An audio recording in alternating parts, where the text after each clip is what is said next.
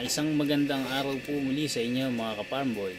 At tayo nga po muli ay nandito sa ating kambingan para talakayin na naman ang isang magandang topic na ang pag-uusapan natin ngayon ay bakit nga ba ang pinili ko na alagaan ay ang dairy kaysa sa meat type na kambing.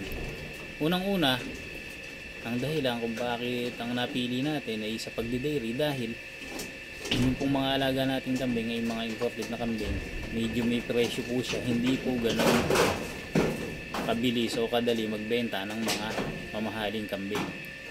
Ngayon, kung ang gagawin po natin ay dairy, yung mga breeder nating kambing is gagamitin natin sila para gatasan, mas madali-dali po tayo makakapag-market kasi ang ibebenta po natin ay gatas.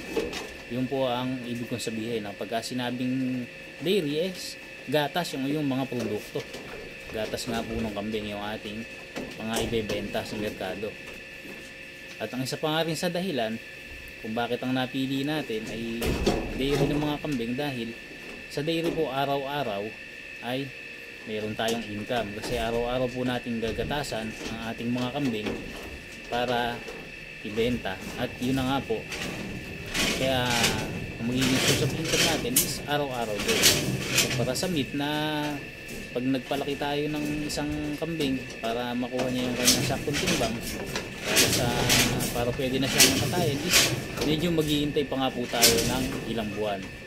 Kumpara po sa dairy, basta po nanganak yung ating kambing, papalipas lang po tayo ng ilang linggo, pwede na po natin siyang gatasan at kikita na po tayo kaagad. At the same time, meron pa rin po tayong mga bisiro na pwede nating palakihin na yung mga lalaking bisiro, pwede rin naman natin silang ibenta for fattening or for meat. Kaya po dual purpose po yung pinili natin sa pag-aalaga ng kambing.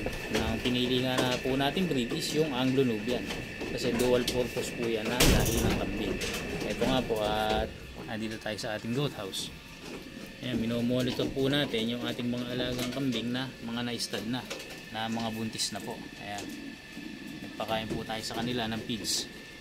Ayan po, para po yung kanilang pagbubuntis is maging maayos, maging malusog po yung kanilang mga iaanak.